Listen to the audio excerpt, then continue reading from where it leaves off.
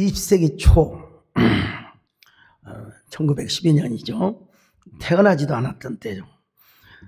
세계에서 가장 호화롭고 가장 큰 여객선 한 척이 설계가 되어서 다 그냥 건조가 되었습니다. 선실에 물이 차도 부력과는 전혀 상관이 없어요. 절대로 배가 뒤집어질 리가 없어. 침몰할 수가 없어요. 그래서 영국에서 출발하여 저 뉴욕까지 갈 작정이었습니다. 가려고 했어요.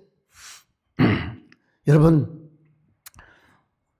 그 배를 타고 뉴욕으로 갈 때 런던 사람들 2200명이 환호성을 지르는 거예요. 여러분 생각해 보십시오. 그 크나큰 배가 둥둥 떠가지고 뉴욕으로 간다? 그 영화에 보면 나오지만 막 그냥 나이트클럽에서 춤을 추고 이런 모습이 나왔잖아요. 태세양 깊숙이 들어갔습니다. 그리고 이제 자정이 되니까, 이제 자정이 가까우니까 뭐 별일을 한 사람도, 근데 대부분의 승객들이 자고 있는데 갑자기 근처를 지나가는 배에서 전문이 날라왔습니다. 바로 그 전문의 내용은 뭐냐? 항로를 바꿔라. 앞에 빙산이 있다. 항로를 바꿔라. 무선사는 그 전문을 받아들고는 대수롭지 않게 그까지 빙산 얼음 따위 정도가 뭘 우리 배를 공략할 수 있어요. 그런데 계속해서 두 번, 세 번 계속 전문이 날라옵니다. 무선사는 어쩔 수 없이 선장에게 그 쪽지를 전달해 줍니다. 선장은 그걸 보고 씩 웃으면서 쓰레기통에 던져버리고 말았습니다. 근데 똑같이 전문이 계속 또 날라와요. 또 날라오고. 항로를 바꾸는 것이 좋겠습니다. 그렇지 않으면 빙산과 충돌할 것입니다. 그 전문을 받아든 선장은 역정을 냅니다. 역정을 내요. 뭐라고? 누가 감히 항로를 바꿔? 어림없는 소리 말아라. 그까지 빙산 때문에 항로를 바꿔 자존심이 상할 노릇이지. 우리 배는 절대로 침몰하지 않아. 여러분, 그렇게 자존심을 배우고 장담을 하다가 거대한 빙산을 부딪혀서 그 거대한 배가 두 조각이 나버렸어요. 그리고 수심이 4,000m. 4,000m 깊이 배가 다 그냥 깊이 빠져들어갔고, 거기에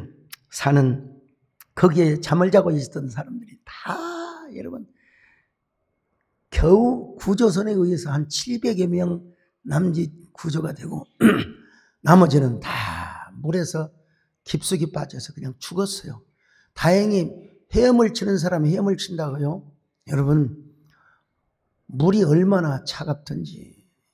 여러분, 저는요, 요즘도 머리를 감을 때 찬물로 하고 샤워도 찬물로 하고, 찬물로 할 때 그 스릴과 그 시원함 여러분 아십니까? 우리 송정호 집사님 옆에서 도망가 버려요. 찬물 너무 차다고 그냥. 근데 아무리 저 같은 사람이라도 거기에 몇 시간 그 바다 위에서 허우정거리면 심장마비로 얼어서 다 죽게 되어 있는 것입니다. 다 죽게 되어 있어요. 여러분, 그 배의 이름이 뭐냐? 타이타닉이라고 여러분 다 아시잖아요. 타이타닉. 타이타닉호가 우리에게 주는 역사적인 교훈이 있습니다. 아니, 역사적인 교훈뿐만 아니라 성경이 우리에게 교훈을 주고 있습니다.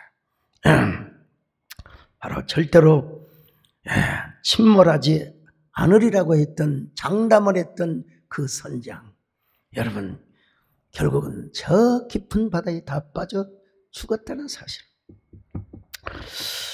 우리 인간은 절대적인 존재가 아니라는 사실을 그 배가 교훈해 주고 있어요. 그리고 성경이 우리는 유한한 존재이구나.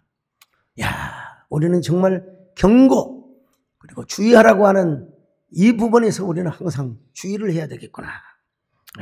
우리 인간은 여러분, 죽음 이후에 부활을 한 이후에 주님과 영원히 살지만 이 땅에 사는 나는요, 다 저도 나이 먹고 늙고 또 우리가 다 죽는 에녹이나 이런 특별한 관계를 빼놓고는 모세도 다윗도 솔로몬도 다 나이 먹어서 죽었어.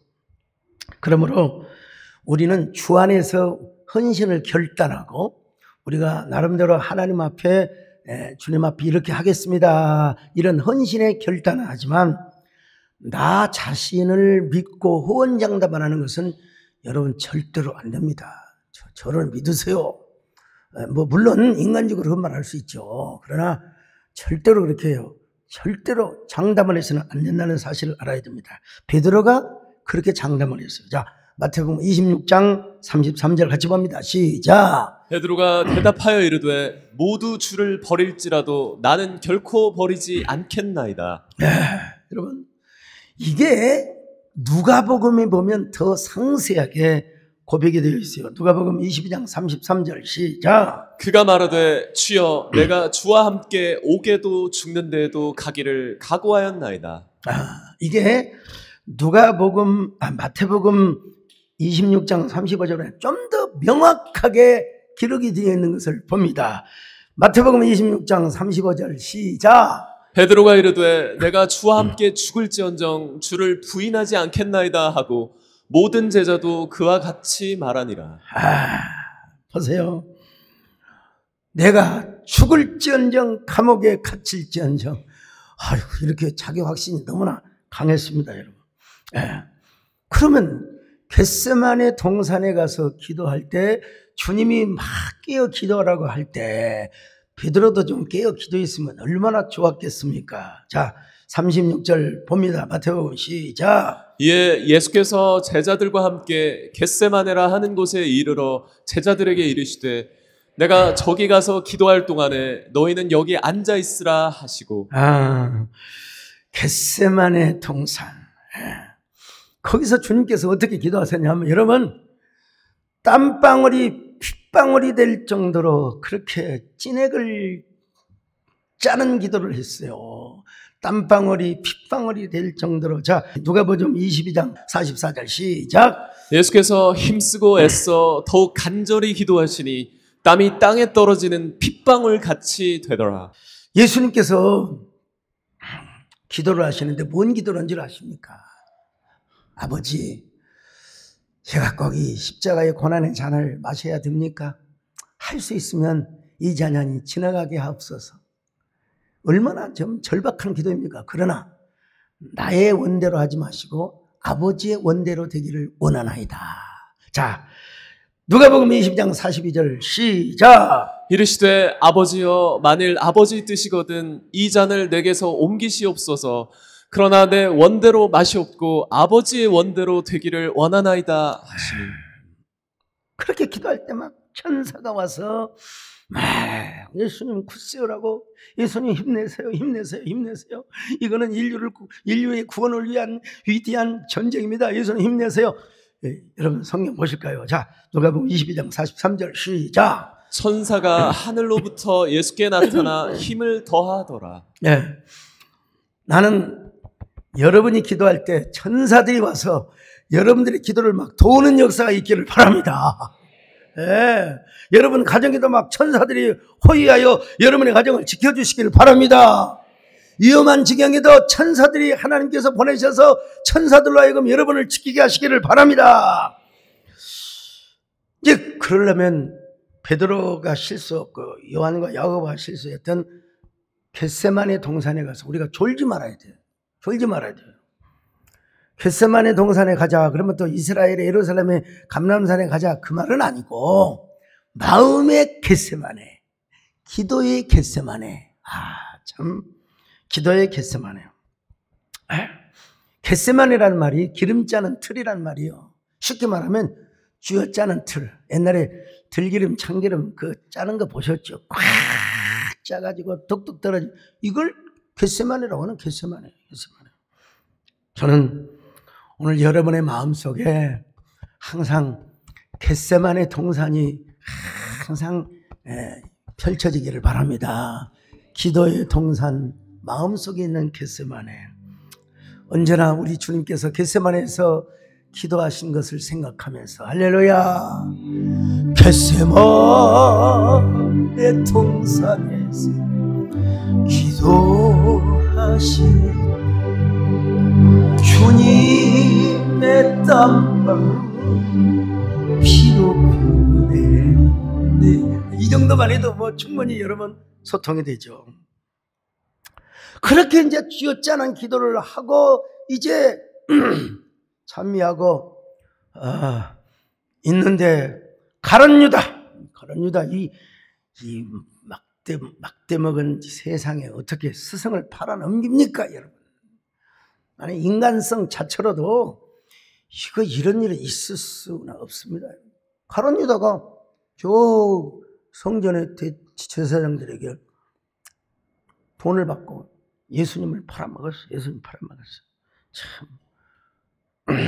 그래서 이제 그때 당시 대제사장이 군병들 그 군병들은 어떻게 생각하면 되냐? 우리 유성곤 양은 젊은 시절에 한 20대 30대 저런 분들이 한 150명 200명이 와서 예수님을 잡아간다고 생각해 보세요. 제자들이 다 그냥 도망가 버렸어요. 그리고 이제 누구만 멀찍이 따라왔느냐면 베드로만 멀찍이. 자, 누가복음 22장 54절 같이 봅니다. 시작. 예수를 잡아 끌고 대제사장의 집으로 들어갈새 베드로가 멀찍이 따라가니라. 멀찍이 따라갔어요. 이제 멀찍이 따라서 제사장 그 집의 마당이 굉장히 넓어요. 지금은 이제 현대식 건물을 이렇게 했지만은 마당이 넓은 데 있는데 거기에서 이제 이스라엘의 그 온도차가 좀 낮에는 따뜻하고 저녁에는 좀 추워요. 그래서 이제 모닥불을 피우고 있었어요. 그 모닥불을 딱 피우고 있었는데 베드로가 거기서 함께 쬐고 있어요. 자, 55절 봅니다. 시작. 사람들이 뜰 가운데 불을 피우고 함께 앉았는지라 베드로도 그 가운데 앉았더니. 가만히 있으면 좋은데요. 한 여종, 성경은 여종이라고 하지만 저는 그냥 여직원이라고 하겠습니다. 여직원이 저 사람 예수와 함께 한 사람이야. 저 사람 참 한번 보세요. 22장 56절 시작. 한 여종이 베드로의 불빛을 향하여 앉은 것을 보고 주목하여 이르되 이 사람도 그와 함께 있었느니라 하니. 베드로가 뭐라고 말합니까? 아니야. 절대 아니요. 자, 57절 볼까요? 시작. 베드로가 부인하여 이르되 이 여자여 내가 그를 알지 못하노라 하더라. 아니, 그랬으면 딱 좋은데 또 한 사람이 나타나가지고 저 사람 말하는 것 봐봐. 저 갈릴리 사투리 쓰고 있잖아. 그랬더니 베드로가 뭐라고 한 줄 아세요? 아니야. 자, 58절 같이 봅니다. 시작. 조금 후에 다른 사람이 보고 이르되 너도 그 도당이라 하거늘 베드로가 이르되 이 사람아 나는 아니로다 하더라. 아이고, 우리 손주가 있어요. 현승이라고. 걔가 기분 좋을 때는 할아버지 하고 근데 졸리고 그럴 때는 현승하고 아니야. 베드로가 지금 아니야 하고 있는 거예요. 어쩌니 1시간쯤 있다가 또 한 사람이 장담을 하며 이르기를 저 분명히 예수 한 패거리당 맞다 이거예요. 맞다 이거예요. 자, 22장 59절 같이 봅니다. 시작. 1시간쯤 있다가 또 한 사람이 장담하여 이르되 이는 갈릴리 사람이니 참으로 그와 함께 있었느니라.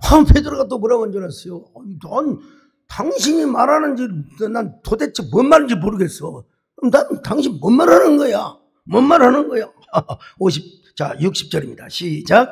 베드로가 이르되 이 사람아 나는 내가 하는 말을 알지 못하노라고 아직 말하고 있을 때 닭이 곧 울더라. 이거 마태복음에 보면은요 뭐라고 되어 있는 줄 아세요? 베드로가 예수님을 맹세하며 저주하며 부인했다고 말씀하고 있어요. 저주하며 부인하고 있다고.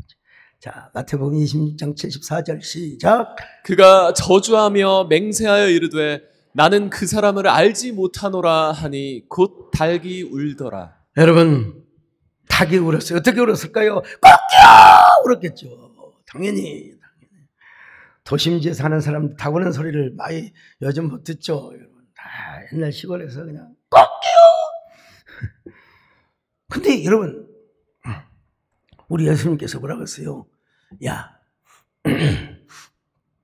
너 닭이 울기 전에 나를 3번 부인할 거야.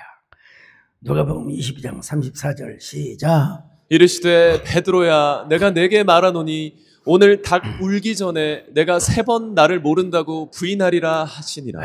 3번 나를 부인하리라. 이건 진짜 신비입니다. 신비. 예루살렘에 한번 생각해 보세요. 닭이 한두 마리 있겠습니까? 예? 닭이 엄청나게 많았겠죠.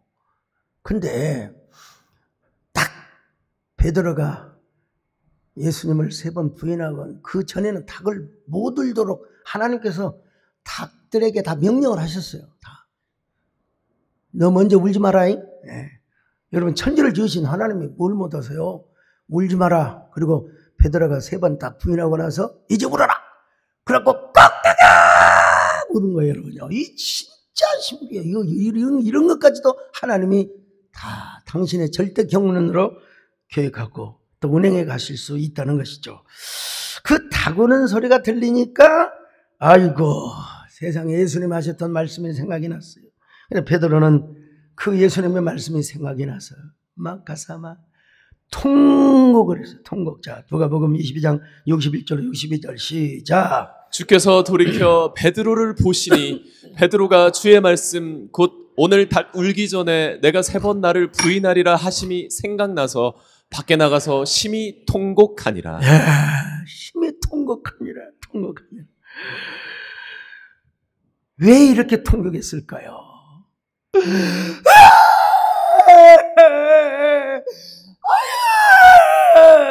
이 정도면 됐죠? 오늘 스승의 주일이기 때문에 사실 제가 이게 꽃을 차긴 차야 됩니다. 차야 되는데 이거 차고 설교하면 영 불편해요. 나 어디 가도 오살리 여의도 어디 가서 해도 꽃 차면 살짝 빼놔버립니다. 이게 찼습니다. 그리고 다시 뺍니다. 여러분. 근데 베드로가 왜 그렇게 통곡을 했느냐? 이유 첫째로 닭 우는 소리 또 주의 말씀이 생각이 나서 다 맞아요. 틀린 건 아닌데 이거요 다른 복음서에는 전혀 표현되지 않았던 그 표현이 누가복음에 의해서 누가라는 의사에 의해서 다 표현되었어요. 자, 누가복음 22장 61절입니다. 시작. 주께서 돌이켜 베드로를 보시니 베드로가 주의 말씀 자, 끝나요. 여기서 딱 한마디만 끝나요. 주께서 돌이켜 베드로를 보시니. 이거 요한복음도 없어요. 마가복음도 마태복음도 없습니다. 얼마나 기가 막힌 대목인지 몰라요. 누가라고 하는 사람의 직업이 전직이 누구냐? 의사였어요. 의사. 우리 이재원 목사님 오늘 여기는 안 계시지만 메디컬 처치에서 열심히 봉사하시죠. 의사들은 어떤 의사들이 되었든 간에 의사들은 꼼꼼합니다. 오늘 이보예배 때 우리 임기표 또 집사님 오셨던데 그런 분들은 성형외과를 하시기 때문에 딱 먼저 봐요. 아, 저 코를 해야 되겠구나. 눈을 해야 되겠구나. 우리 이재훈 목사님도 김영선 장로님도 일단 사람을 맥을 보기 전에 얼굴부터 보지 않습니까? 그죠? 네. 화타라는 의사는 딱 들어오면서 그냥 중국은 약간 뻥이 좀 있어 그런지는 모르겠지만은 한 그 정도는. 네. 오늘 여러분 기가 막힌 게요. 이게 환자를 볼 때에는 특별히 정신과를 다루는 분들 얼굴 색을 딱 보게 되어 있어요. 누가는 이때의 베드로와 예수님과의 장면을 정확하게 묘사해 주고 있어요. 아주 섬세하게. 다른 기록자는 누구도 쓸 수 없는. 중요한 것은 뭐냐? 베드로가 주님을 3번이나 부인하는 모습을 주님께서 다 보고 계셨더라는 거예요. 다 보고 계셨어요. 예. 근데 왜 하필이면 그때 주님과 베드로와의 눈길이 서로 마주치게 만들었냔 말이죠.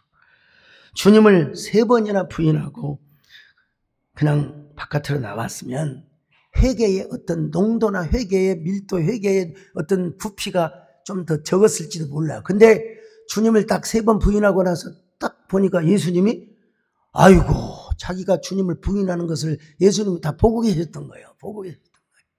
그때 예수님과 베드로와의 그 눈빛이 마주쳤을 때, 이야, 아마도 수십만 볼트의 전류가 한강 작가의 표현대로 머리에서 발끝까지 전류가 흐르는, 그리고 그 타구는 소리가 그냥 천둥치는 소리로. 예. 여러분, 베드로가 예수님의 눈빛을 한 번 받겠습니까? 3년 동안이나 따라다녔으니까 얼마나 주님과 눈이 마주쳤겠습니까? 예. 근데 베드로는 대충 맞나 봐요. 예, 예수님, 예, 잘 주무셨어요? 예, 예수님, 예, 안녕하세요, 안녕하세요.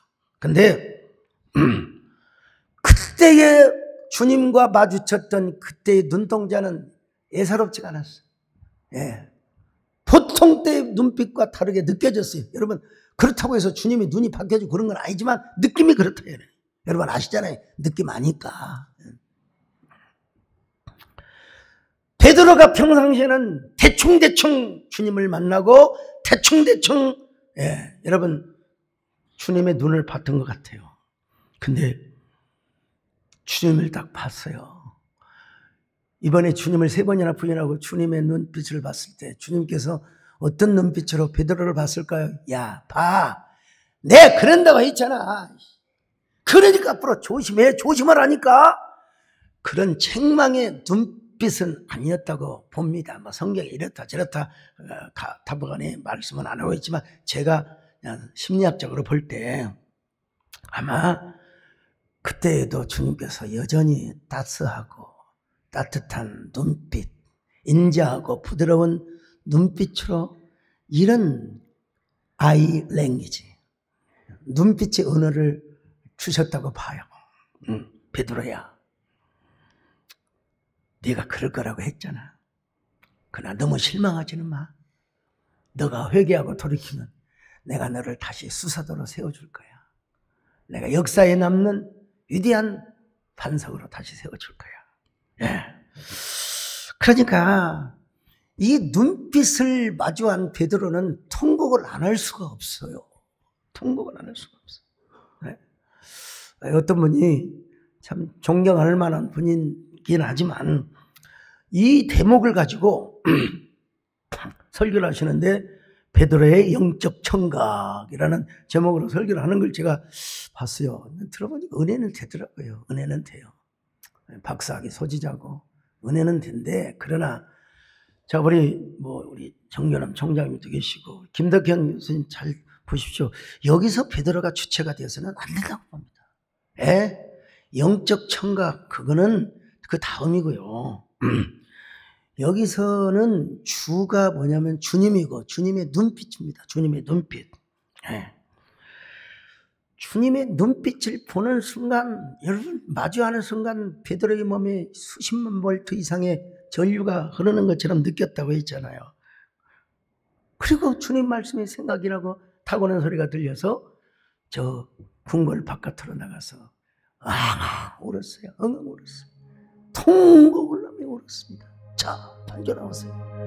예수여, 이 죄인도 용서받으시나요?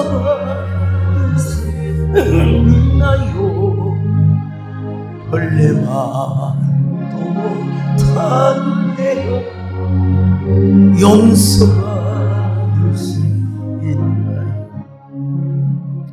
자, 여러분 교회 전통에 의하면 베드로는요 닭이 우는 소리가 들릴 때마다 또 얘기하고 또 얘기하고 또 얘기했대요. 저 같아도 그러죠. 닭 우는 소리가 들리면 또 기도하고 또 기도하고. 근데 여러분 제가 추측을 하지만 성경적 추론을 하지만 그 닭 우는 소리가 들릴 때 예수님의 그 부드러운 눈빛도 충분하게 기억하고 남았을. 아니 그 주님의 눈빛이 그 가슴 속에 머물고 있었을 것입니다. 이건 누구 만날 수 있느냐? 베드로 자신만 알아. 베드로 자신만. 네.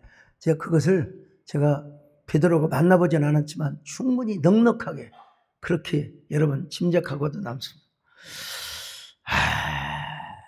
의사 누가니까 이렇게 표현할 수 있다니 참 기가 막힌 일이죠. 오늘 우리가 무슨 교훈을 얻을 수 있느냐? 우리가 주의 일을 하면서 항상 놓치지 말아야 할 것. 근데 언제 이 눈동자, 주님의 눈빛을 마주하게 되느냐면요. 대부분, 다는 아니지만 여러분들 오늘 마주치시기를 축원합니다만은 대부분은 다 베드로처럼 고난을 당하고 역경을 당하고 자기 자신이 주님을 3번이나 부인한 다음에 그때야 예수님의 눈빛을 제대로 마주한 거예요. 이제 이해되시면 아멘합니다. 베드로가 어떤 사람이었습니까? 주님을 그리스도라고 고백했던 사람이에요. 하나님의 아들이라고. 자, 마태복음 16장 16절입니다. 시작. 시몬 베드로가 대답하여 이르되 주는 그리스도시요 살아계신 하나님의 아들이시니이다. 이런 고백을 누가 했냐? 베드로가 했어요. 베드로가 했어요. 우리 예수님께서는 베드로의 이름을 바꿔주셨어요.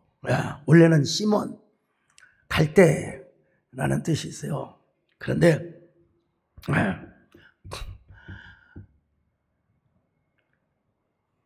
아람어로 게바라고.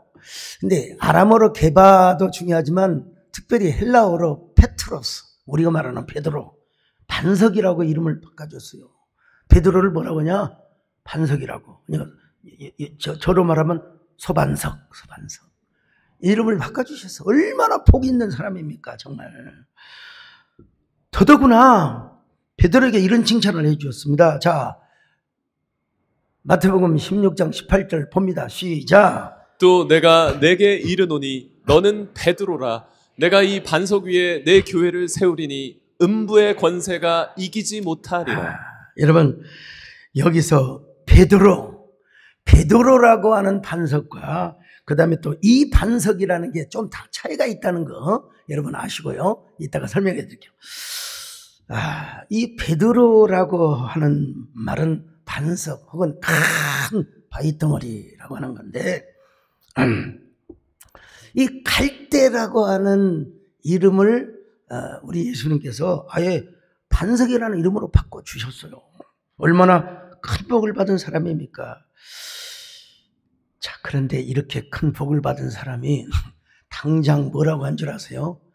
아이고, 주님을 부인할 뿐만 아니라 주님 부인하는 건 뭐 두 번째고 막 불과 한 10초나 됐을까? 한 20초나 됐을까요? 1분도 안 됐을 거예요. 주님께 칭찬을 받았던 요 베드로가요. 주님께서 십자가를 지러 간다고 했더니 아이고 그러면 안 됩니다. 절대로 안 됩니다. 막 꾸짖어. 자, 한번 보세요. 마태복음 16장 21절 22절 시작. 이때로부터 예수 그리스도께서 자기가 예루살렘에 올라가 장로들과 대제사장들과 서기관들에게 많은 고난을 받고 죽임을 당하고 제3일에 살아나야 할 것을 제자들에게 비로소 나타내시니 베드로가 예수를 붙들고 항변하여 이르되 주여 그리 마옵소서 이 일이 결코 자, 여기요. 항변이란 말이 무슨 말이냐? 헬라어로 에피티맘이라는 말인데요. 이게 아랫사람에게 사실은 꾸짖는 말이요. 항변이라는 말이 뭐 좀 우리나라 말로 번역이 좀 그렇게 되긴 했지만 실제로는 뭐냐? 지금 베드로가 뭐 예수님 위에 있는 사람처럼 막 그냥 항변을 하고 꾸짖며 그러시면 아니 됩니다. 왜 십자가에 죽으시려고? 그러니까 우리 예수님께 뭐라고 말씀하십니까? 응? 너는 말이야. 하나님의 일을 생각하지 않고 사람의 일을 생각하는 듯 사탄아 물러가라. 예수님 진짜 좀 너무하신 것 같지 않나? 그렇지만 우리 예수님께서 후대에 오는 사람들에게 교훈을 주기 위하여 자 마태복음 16장 23절 보십니다. 시작. 예수께서 돌이키시며 베드로에게 이르시되 사탄아 내 뒤로 물러가라. 너는 나를 넘어지게 하는 자로다. 내가 하나님의 일을 생각하지 아니하고 도리어 사람의 일을 생각하는도다 하시고. 여러분 하나님의 일을 생각하지 않고 사람의 일을 생각하는 너 못됐다 이겁니다. 예. 예, 이런 의미에서 우리가 이제 한번 생각해 본다면 교회란 무엇인가? 교회란 베드로의 고백 위에서만 서 있는 게 교회인가? 일리가 있습니다. 일리 있는 표현인 건 분명합니다. 그렇지만 우리가 이건 알아야 돼. 베드로가 그렇게 귀한 고백을 하고 주님께 칭찬을 받았으면서도 한 입 가지고 똑같이 십자가를 부인하고 또 주님을 부인하고 저주와 맹세함을 부인하고 이런 걸 보면 좀 모순이 서로 함께 충돌하는 걸 보게 됩니다. 네. 베드로의 고백을 지나치게 강조하다 보면 그 고백이 맞아요. 그리고 그 고백 위에 교회가 세워져 있는 부분도 있어요. 분명히. 그렇지만 이걸 지나치게 강조하다 보니까 저 로마 가톨릭 성당에서는 베드로를 제1대 교황으로 여깁니다. 1대 교황으로. 잘못된 거죠. 우리는 알아야 됩니다.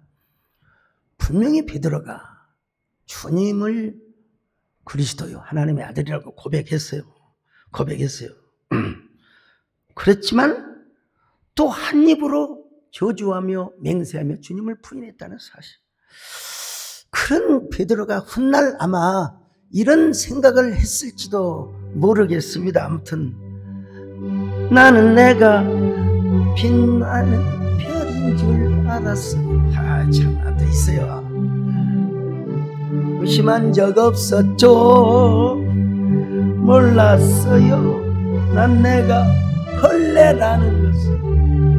그래도 괜찮아. 난 주님과 사니까. 요즘 여기 국민 위로송이라고 하던데 내가 이거 곡을 제대로 익히면 하모니카도 잘 불 수 있어. 한 15년 정도 됐을 겁니다. 그때는 이제 뭐 연합기관이 당시는 하나고 근데 이제 그때 그 명성교를 섬기고 계셨던 지금도 섬기고 계시죠. 김삼환 목사님께서 그 자리를 만드시고 하셨는데 교회란 무엇인가?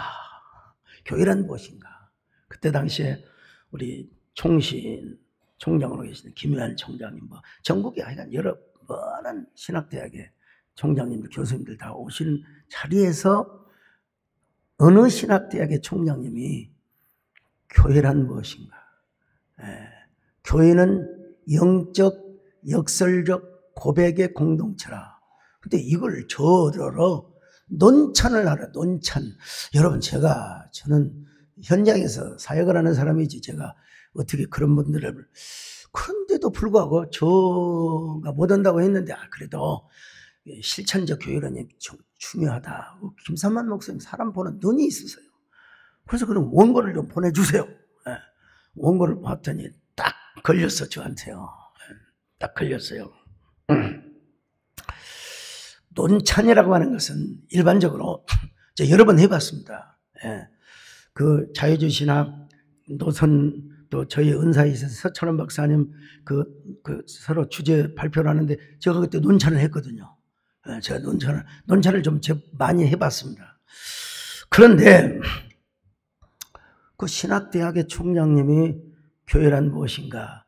영적, 역설적 고백의 공동체라고 딱 보니까 그럴싸해요, 제목이. 그런데 원고를 받아서 보니까 그분의 신학, 교회론이 어디에 근거 있냐면 폴 틸리라고 하는 신학자가 있습니다. 폴 틸리. 이게 여러분들은 잘 모르지만 신학을 공부하면 일단 두 종류의 자유주의 신학과 보수주의 신학이지만은 좀 더 깊이 들어가면은 앙양선 신학과 그 다음에 회복선 신학으로 나눠집니다.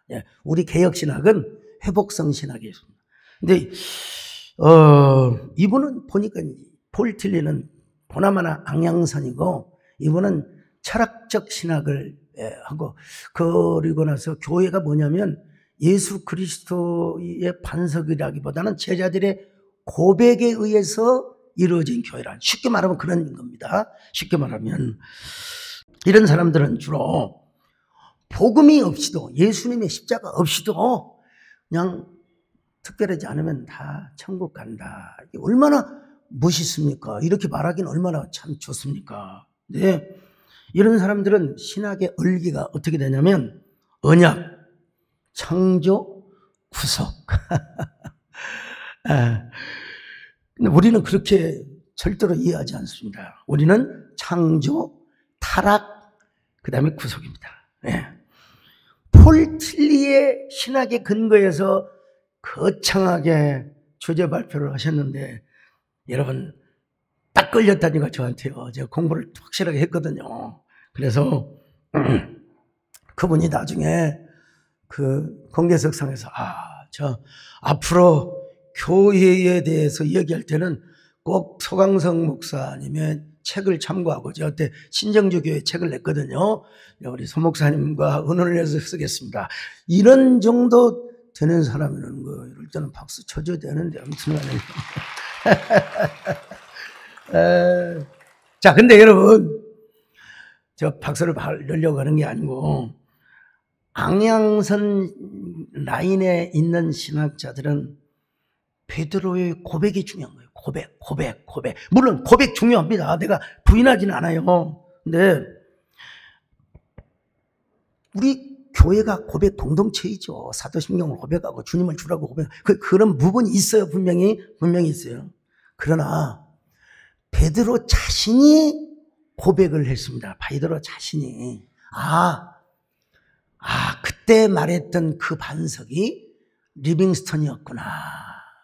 베드로는 베드로고 또 하나의 진정한 반석이 있다는 사실을 깨달았어요. 그걸 자 베드로전서 2장 4절로 5절을 보십니다. 시작. 사람에게는 버림바가 되었으나 하나님께는 택하심을 입은 보배로운 산돌이신 예수께 나아가 너희도 산돌같이 신령한 집으로 세워지고 예수 그리스도로 말미암아 하나님이 기쁘게 받으실 신령한 제사를 드린 거룩한 제사장이 될지니라. 여러분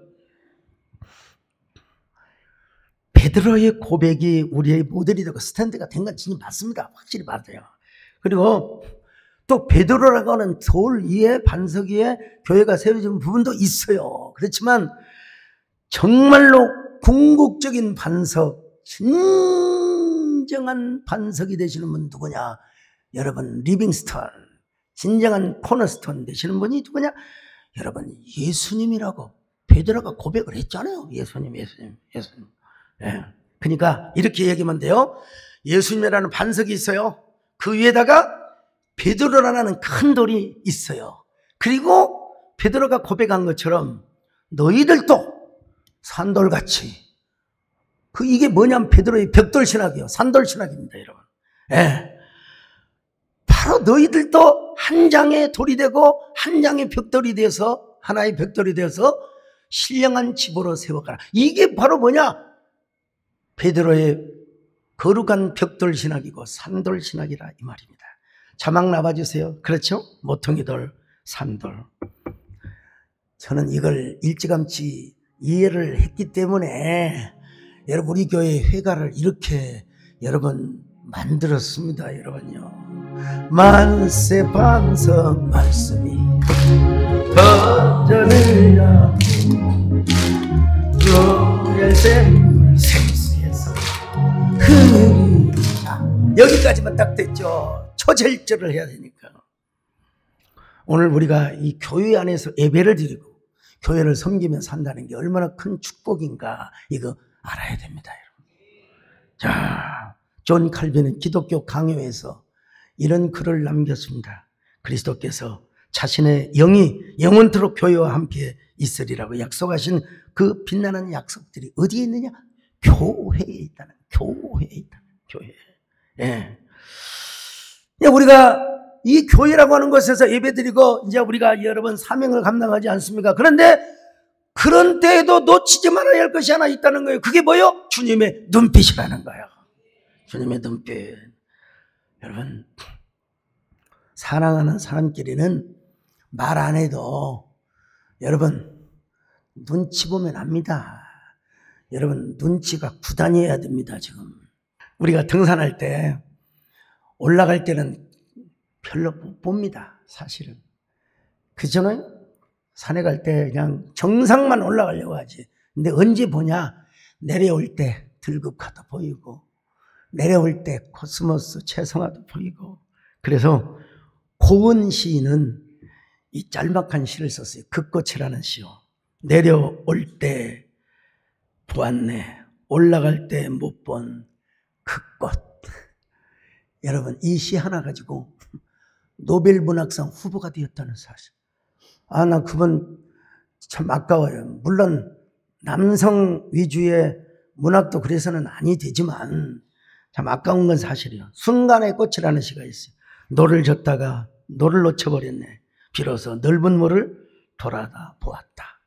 참. 여러분, 우리의 삶에 있어서도요, 형통하고 잘 나갈 때는 이런 것들이 잘 안 보여요. 잘 안 보여요. 이상하게.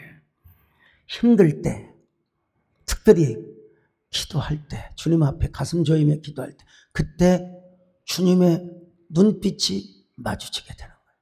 그때. 예. 노를 저을 때는 그냥 가려고만 했는데, 노를 잃어버리고 나니까, 예? 비로소 넓은 대양을 봤다는 것.